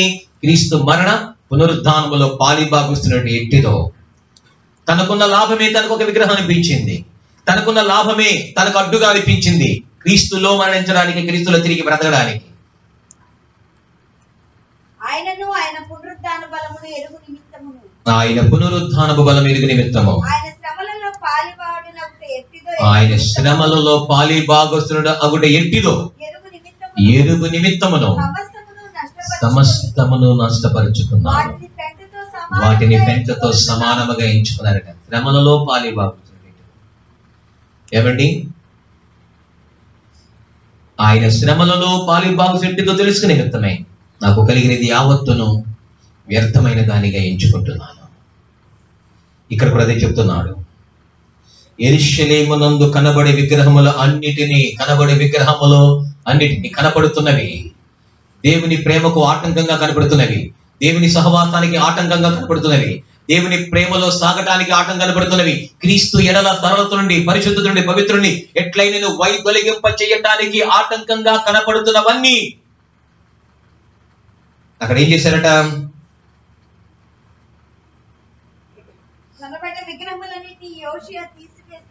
తీసివేసి ఏం చేశారంటే యోషియా ఏం చేశారట? అవును, అప్పుడు ఇశ్రాయేలు ప్రజలకు రాజుగా చేస్తున్నాడు, వన్నిటిని తీసేశాడు. యెహోవా మందిరమందు నెక్స్ట్ ఏం చేస్తారట? అవి తీసేసిన తర్వాత యెహోవా మందిరమందు యాజకుడైనటువంటి హిల్కీయాకు దొరికిన గ్రంథము, రాయబడి ఉన్న ధర్మశాస్త్ర విధులను స్థిరపరచుటకై ఏం చేయడానికట? స్థిరపరచటానికి. దేవుని ధర్మశాస్త్రములు ఏమండి? ఆ విధులను స్థిరపరచుటకు, ఆ గ్రంథములో వ్రాయబడిన ధర్మశాస్త్ర విధులను స్థిరపరచుటకు ప్రయత్నము చేసెను. ఏం చేశారట? ప్రయత్నం చేస్తున్నాడు. ప్రయత్నం చేయి, సాధన చేయి. సాధించలేనిదంటూ ఏది లేదు. నా వల్ల కాదు అంటే ఎలా కుదురుతుంది? ఏమంటే నాకు పాడడం రాదంటే సాధన చేయి, ప్రయత్నించు, ఉపవాసం ఉండు, ప్రయత్నించు. ఏమండి? దేవుని పని చేయి, ప్రయత్నించు. లేచి ఆరాధన చేయి, ప్రయత్నించాలి. అన్ని పుడతా నేర్చుకున్నామా మనం? ఏమంటే మీరు పుడతా వంట నేర్చుకున్నారా? పుడతా ఉద్యోగం వీళ్ళు చేస్తున్నారా? పుడతా వర్క్ చేస్తున్నారా? పుడతా వ్యవసాయం చేస్తున్నారా? నేర్చుకుంటున్నాం. మేమేం చేస్తాం చెప్పండి? అన్ని నేర్చుకున్నాం. ప్రయత్నం చేస్తే నేర్చుకోవచ్చు. ఇక్కడ అదే చెప్తున్నాడు. ఏమండి? విధులను స్థిరపరచుటకై ప్రయత్నము చేసెను. విధులను స్థిరపరచడానికి, ఆ విధులు, ఆ ధర్మశాస్త్రముల మాటలు ఎక్కడ స్థిరపడాలి అంటే మన హృదయములో స్థిరపరచుకోవాలి. ఎక్కడ స్థిరపరచుకోవాలట? మన హృదయంలో స్థిరపరచుకోవాలి, మన మనస్సులో స్థిరపరచుకోవాలి. ఒక చెవితో విని మరొక చెవితో విడిచిపెట్టడం అది స్థిరత్వం కాదు. అస్థిరుడు, గాలికి రేపబడు పొట్టు, అస్థిరుడు, సముద్రమును తరంగములను పోలినవాడు. దేవుని వలన ఏదైనా దొరుకుతుందని తలంచరాదు. తన సమస్తమైనటువంటి మార్గములుగా అస్థిరుడు అని చెప్తున్నాడు. స్థిరత్వం లేదు. వాక్యానికి స్థిరం లేదు తన మనస్సులో. ఏమండి? ప్రార్థన స్థిరత్వం లేదు, విజ్ఞాపనలో స్థిరత్వం లేదు, పరిశుద్ధతలో స్థిరత్వం, ఏది స్థిరత్వం లేదు. ఇక్కడ అదే చెప్తున్నాడు. స్థిరపరచుటకై విధులను స్థిరపరచాలి. దేవుని విధులను నువ్వే స్థిరపరచుకోవాలి. నీ హృదయంలో స్థిరపరచుకోవాలి, నీ మనస్సులో స్థిరపరచుకోవాలి. దావీదు ఎలా స్థిరపరచుకున్నాడో తెలుసా? ఇవి నాకు నిత్య స్వాస్థ్యమని భావించుకుంటున్నాను. స్వాస్థ్యం, ఆస్తి, ఐశ్వర్యం, వెండి, బంగారం, యావదాస్తి నాకు ఏదైనా ఉందది అంటే నీవిచ్చిన ధర్మశాస్త్రమే, నీ శాసనములే నాకు ఆనందాన్ని ఇస్తాయి. ఇవే నిత్య స్వాస్థ్యమని నేను భావిస్తున్నాను. స్థిరపరచుకుంటున్నాడు తనకు తాను.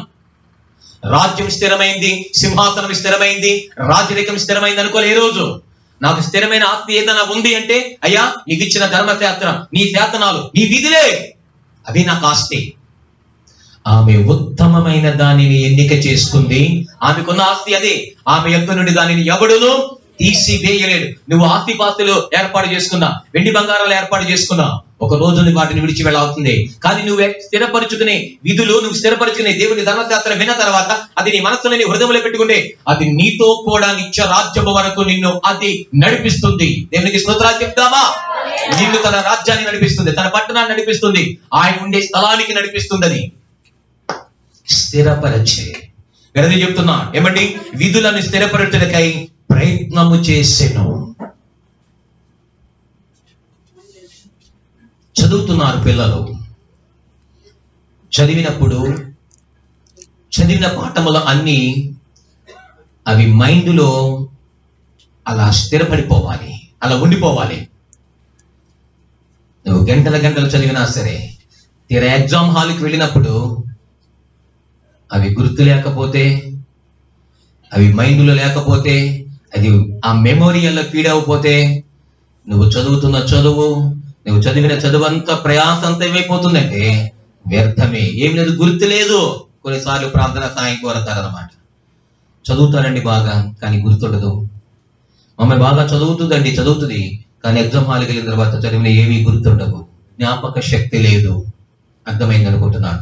అంటే మనం వినిన మాటలు కానీ, చదివిన వాక్యం కానీ, వింటున్న వాక్యం కానీ, నా కుమారుడా నా ఉపదేశమును మరువవద్దు, నా ఆజ్ఞలను హృదయ పూర్వకముగా గైకొను. అవి హృదయంలో ఉంటే గైకుంటావు, హృదయంలో లేకపోతే ఎలా గైకుంటావు? శ్రద్ధగా వినాలి. నా కుమారుడు ఉపదేశాన్ని మరిచిపోమాక. విన్ని విడిచిపెట్టడం కాదు, విన్ని మరిచిపోమాక. హృదయములో దాచుకో. వాటి ప్రకారం అవి దీర్ఘాయువును సుఖజీవనంతో కలిసి సంవత్సరములు నీకు శాంతిని కలగ చేస్తాయి. విధులను స్థిరపరచు. ముందర ఆ మాటలను నీ హృదయంలో దాచుకో. ప్రయత్నము చేసాను. ఏం చేశారంటండి? ఆ దొరికిన ఆ ధర్మశాస్త్రం లేదా దొరికినటువంటి గ్రంథములో వ్రాసి ఉన్న ధర్మశాస్త్ర విధులు దొరికినవి. ఈ రోజు దేవుని వాక్యం నీకు దొరుకుతుంది. దేవునికి స్తోత్రాలు చెప్దామా?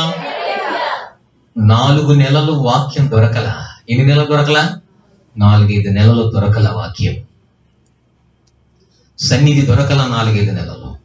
ఆరాధన దొరకల. ఎక్కడున్నాం? మన ఊళ్ళోనే ఉన్నాం, మన ఇంట్లోనే ఉన్నాం, కానీ దొరకల. కారణం ఏంటంటే ఆలయాలు మూయబడ్డాయి. చూసారా? మనకింత స్వేచ్ఛగా తిరిగి మరలా మనం ఆరాధిస్తున్నాం, శుద్ధిస్తున్నాం, గణపరుస్తున్నామంటే ఉత్తరాది ప్రాంతాల్లో, నార్త్ సైడ్, మరి ఉత్తరప్రదేశ్లో అయితే బాప్తీసం పొందడానికి ఏమండి కలెక్టర్ సంతకం పెడితేనే బాప్తీసం పెడతారా? అంత తేలిగ్గా పర్మిషన్ కావాలి కదా. ఆయన కలవడానికే టైం దొరకదు. విడదారా? అక్కడున్న చట్టాలు వేరు, అక్కడున్న పరిస్థితులు వేరు. జిల్లాకో చర్చి ఉంటది. ఎక్కడంటే జిల్లాకి, మన జిల్లాలో ఎన్ని వందల వేల చర్చిలు ఉన్నాయో. దొరికిన గ్రంథమును దొరికినప్పుడు యెహోవా మీకు దొరుకు కాలమున ఆయనను వెతకుడి, ఆయన సమీపముగా ఉండగా ఆయనను వేడుకొనుడి. ఏమండి? మనకు దొరికితే దాని విలువ తెలియదు, కొంటే దాని విలువ ఏంటో తెలుస్తుంది. కడుపు నిండిన వానికి ఆహారం విలువ తెలియదు, ఆకలిగిన వానికి ఆహారం విలువేంటో తెలుస్తుంది. అక్కడ వాళ్ళకి తెలుసు ఆ విలువేంటో. మనకెంత స్వేచ్ఛ, స్వాతంత్రత చక్కగా దొరుకుతుంటే మనం అశ్రద్ధ చేసి, నిర్లక్ష్యం చేసి, ఏమండి పెడచోని పెట్టేసి రకరకాలుగా చేస్తున్నాం. దొరికిన గ్రంథమును, వ్రాసి ఉన్న ధర్మశాస్త్ర విధులను స్థిరపరచుటకై ప్రయత్నము చేసినాం. దాన్ని స్థిరపరచుకోవడానికి విధులను వాళ్ళు ఏం చేశారంటే ప్రయత్నం చేశారట. కనపడిన విగ్రహములు, కనపడిన గృహ దేవతలు, కనపడినటువంటి సోదిగాండ్లు, కర్ణపిచాచి, వీళ్ళందరినీ ఏం చేశాయంటే తీసివేసి, ఏం చేశాయంట? తీసేసేయాలి. ఈ మనసులో ఉన్నవి, ఆలోచనలో ఉన్నవి, తలంపులలో ఉన్నవి, ఉద్దేశంలో ఉన్నవి, వీటన్నిటి ఏం చేయాలంటే మనమే తీసేయాలి. అవి తీసేయాలంటే అవి ఎప్పుడు తీసివేయబడతాయి అంటే దేవుని వాక్యం ఎప్పుడైతే మనలోనికి వెళుతుందో అవి నిలిచే అవకాశం అయితే ఏమాత్రము ఉండదు. ఆత్మ బలంగా ఉంటే శరీర క్రియలు మనలో పని చేయవు. అవి మనలో నిలబడవు, నిలవలేవు. ఆత్మ చేత శరీర క్రియలను చంపండి అన్నాడు. దేని చేతట? అవును కదా. దేంతో చంపగలం? శరీర క్రియలు ఆత్మ చేత చంపగలం. అంటే ఆ ఆత్మ సంబంధమైన ఉపదేశం, ఆత్మ సంబంధమైన ఆహారం, జీవాహారం, ఈ వాక్యం ఎప్పుడైతే మన హృదయంలోనికి వెళుతుందో క్షయమైనవి బయటికి వెళ్ళిపోతాయి, ఏమైనా అపవిత్రమైనవి బయటికి వెళ్ళిపోతాయి. జీవము లోపలికి వెళుతున్నప్పుడు మరణ సంబంధమైనవి ఏమైపోతాయంట? బయటికి వెళ్ళిపోతాయి. ఆనికి స్థలం వేయుడి. అలాగే ఇక్కడ విధులను స్థిరపరచుడుగా వాళ్ళు ఏం చేశారంటే ప్రయత్నం చేశారట. దొరికిన ధర్మశాస్త్రాన్ని జాగ్రత్తగా దాన్ని స్థిరపరుచుకున్నారు. పిల్లరా, నువ్వు దేవుని ధర్మశాస్త్రాన్ని నీ హృదయంలో స్థిరపరుచుకుంటే కనుక నీ కుటుంబం స్థిరపడుతుంది, నీ బిడ్డల జీవితం స్థిరపడుతుంది. ఏమంటే వారి భవిష్యత్తులో స్థిరపడతారు, వారి ప్రయోజకులుగా స్థిరపడతారు, ఆర్థికంగా స్థిరపడతారు, సంతోషంగా స్థిరపడతారు, నెమ్మదితో స్థిరపడతారు, సమాధానంతో స్థిరపడతారు, సన్నిధిలో స్థిరపడతారు. దేవునికి స్తోత్రాలు చెప్దామా? లేకపోతే అస్థిరం. ఎన్ని ప్రయత్నాలు చేసినా అస్థిరం. వాడిని ఎట్లాగైనా లోపలికి తీసుకుని వెళ్ళాలని పక్షవాయువు గల వాడిని ప్రయత్నము చేసిరి. ఆయన ఎదుటికి తీసుకుని వెళ్ళడానికి ప్రయత్నం చేసిరి, ఆయన ముందుకు తీసుకుని వెళ్ళడానికి ప్రయత్నం చేసిరి. జనులు గుంపు కూడి ఉండటం వలన లోపలికి వెళ్ళనొల్లక పోయిరి. దేవునికి దగ్గరగా రావటానికి ఏ ఆటంకాలు ఉంటున్నాయో, దేవునికి దగ్గరగా రావటానికి ఏ అభ్యంతరాలు ఉంటున్నాయో, ఏ విగ్రహాలు అడ్డుగా నిలబడుతున్నాయో, ఏ కర్ణ పిచాతులు అడ్డుగా నిలబడుతున్నాయో, ఏ గృహ దేవతలు నీకు అడ్డుగా నిలబడుతున్నాయో, ఎవరి నీ హృదయంలో ఉన్నవి ఏది, నీ మనస్సులో ఉన్నవి ఏది అడ్డుగా నిలబడుతున్నాయో తీసివేసే సన్నిధిలోనే, నేను ఏర్పరచుకున్న సన్నిధానములోనే నీవు, నీ కుటుంబము, నీ పిల్లలు ఏమండి కలిసి వచ్చి సన్నిధిలో తిని, ఆ తర్వాత యెహోవా యందు నువ్వు చేసే ప్రయత్నములన్నిటిలోనూ సన్నిధిలో నువ్వు సంతోషించదవు. దేవునికి స్తోత్రం. నీ దేశములో నువ్వు నీవు జీవించే దినములలో లేవీయులను విడవకు సుమీ.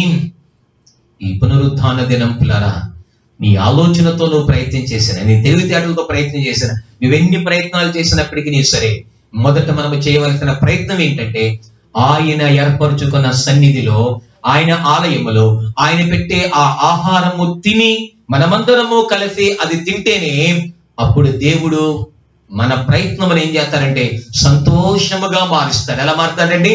సంతోషముగా, దుఃఖమును నాట్యముగా, అరణ్య రోదన ఉల్లాసముగా మారుస్తాడు. పిడికిడి విత్తనములు తీసుకుని ఏడ్చుచుపోవచ్చు విత్తువాడు సంతోష గానముతో పనలు మోసుకొని ఈ ప్రయత్నములో నువ్వు సంతోషిస్తావు. లేదు, నువ్వెంత ప్రయత్నం చేసినప్పటికీ సరే సముఖమునకు వెళ్ళలేవు. నీ సమస్య దేవుని దగ్గరికి వెళ్ళదు, నీ అవసరత, నీ అక్కరత దేవుని దగ్గరికి వెళ్ళదు. కారణం ఏంటంటే నీవు ఆయన ఉపదేశమును తినాలి, ఆయన పెట్టే వాక్యాన్ని తినాలి. ఏమండి? అది నోటికి, అది మీకు దొరికినప్పుడు, అదే చెప్తున్నాడు, దొరికిన గ్రంథములో వ్రాయబడిన ధర్మశాస్త్ర విధులను స్థిరపరచుటకై ప్రయత్నం చేశారు. తీసివేసిన తర్వాత జరిగిన ప్రయత్నం, కలిసి సన్నిధికి వచ్చి తినిన తర్వాత ప్రయత్నం. నువ్వెంత ప్రయత్నం చేసినా అవ్వదు. ఈ ప్రయత్నం చేయి ముందల. ఈ ప్రయత్నంలో సంతోషం ఉంది, ఈ ప్రయత్నంలో ఆనందం ఉందన్నమాట. నువ్వు స్థిరపడతావు. ఏం చూద్దామంటే నీవు స్థిరపడతావు. స్థిరులను కదలని వారును ప్రభువు కార్యాభివృద్ధిని ఎప్పటికీ ఆసక్తిలై ఉండండి. మీరు స్థిరంగా ఉంటారు. ఆర్థికంగా స్థిరపడతావా? దేవుడి స్థిరపరుస్తాడు. మానసికంగా స్థిరపడతావా? ఏ ఒత్తిడి లేకోకుండా దేవుడిని స్థిరపరుస్తాడు. సంతోషము, సమాధానము నీ జీవితంలో స్థిరముగా, ఆయన కృప ఎన్నడూకి విడిచిపోదు. అది నీ మీద, పిల్లల మీద స్థిరముగా నిలబడి ఉంటుంది. దేవుడిచ్చిన ధర్మశాస్త్రాన్ని అవి మన హృదయంలో స్థిరపరుచుకుంటే దేవుడు ఏదైనా నీ జీవితంలో నిన్ను స్థిరపరుస్తాడు.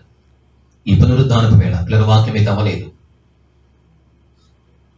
మన ప్రయత్నం ఎంతవరకు అంటే కొంతవరకే, కానీ దగ్గరికి మాత్రం వెళ్ళలేం.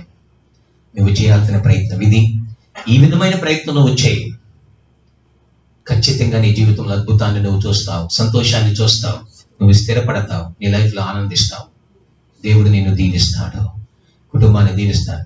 ఇక్కడ దేవుని సన్నిధానంలో స్థిరపడితే అక్కడ దేవుని మందిరంలో ఆయనతో కూడా యుగాయుగాలు కలిసి ఆయనతో నిలిచి ఉంటాం, ఆయన దగ్గర కూర్చుంటాం, ఆయనతో కూడా ఉంటాం. ఇక్కడ స్థిరత్వం లేని వాడికి అక్కడ స్థానం అనేది లేదు. ఇక్కడ సన్నిధిలో తినని వాడికి ఆ జీవవృక్ష ఫలములు తినే అవకాశం అయితే లేదు. అంటున్నారా? ఆయన శరీరమును, ఆయన రక్తమును తిని త్రాగితేనే గాని నిత్య జీవమునకు వారసుడు కాదు. తినండి. ఆయన ఇచ్చే జీవాహారము, ఆయన ఇచ్చే ఉపదేశం అనే ఆహారం, ఆయన ఇచ్చే శరీరం, ఆయన ఇచ్చే రక్తం తినాలి, సన్నిధిలో తినాలి, కుటుంబం అంతా తినాలి, పిల్లలు కూడా కలిసి తినాలి, కుటుంబం అంతా కలిసి తినాలి. ఆ విధముగా చేసినప్పుడు నువ్వు సంతోషిస్తావు. నువ్వేమిటావండి? చక్కగా సంతోషిస్తావు, నువ్వు ఆనందిస్తావు, నీ కుటుంబం సంతోషిస్తుంది, నీ బిడ్డలు సంతోషిస్తారు. ఈ పునరుద్ధానపు వేళ ఇది చేయవలసిన ప్రయత్నం. ఈ ప్రయత్నం చేయి. ఖచ్చితంగా నువ్వు దేవుని సన్నిధిలో, దేవుని సముఖములో ఆయనకు దగ్గరగా వెళతావు. ఎక్కడికి వెళ్తావు అంటే నువ్వు ఆయనకి సమీపముగా వెళతావు, దగ్గరగా వెళతావు, ఆయనతో స్నేహం చేస్తావు, ఆయనతో సహవాసము నీవు కలిగి ఉంటావు. కనుక ఆ విధమైన ప్రయత్నములో కాకుండా ఇంక నువ్వే ప్రయత్నం చేసినప్పటికీ సరే, నువ్వే విధముగా ఎవరి ప్రయాసపడినప్పటికీ సరే, విఫలమే తప్ప సఫలమనేది చూడలేవు. కారణం ఏంటో తెలుసా? అతడు చేయునదంతయు సఫలమగును. అతడు చేయనిదంతయు సఫలం. ఎప్పుడు సఫలమవుతుంది అంటే, ఇలాగున ఈ ప్రయత్నం నువ్వు చేసి చూడు. ఎన్నో ప్రయత్నాలు చేస్తాం. ఈ ప్రయత్నం చేయి, దేవుడు ఖచ్చితంగా నీ జీవితంలో స్థిరపరుస్తాడు, దీవిస్తాడు, ఆశీర్వదిస్తాడు. దేవుడి చిన్న మాటలు మనకు దీవించి ఆశీర్వదించునుగాక. ప్రార్థన. కృప కలిగిన మా దేవా, ప్రేమ కలిగిన మా తండ్రి, ప్రశస్తమైన మీ నామమునకు లెక్కించలేని వందనాలు, కృతజ్ఞతాస్తుతులు చెల్లించుకుంటున్నాం. ఈ పునరుత్థాన దినము ఏ మాటలైతే మీరు మా ముందు వచ్చారో అవన్నీ మా హృదయంలో నాయన స్థిరపరుచుకున్నట్లు సహాయము చేయండి అయ్యా.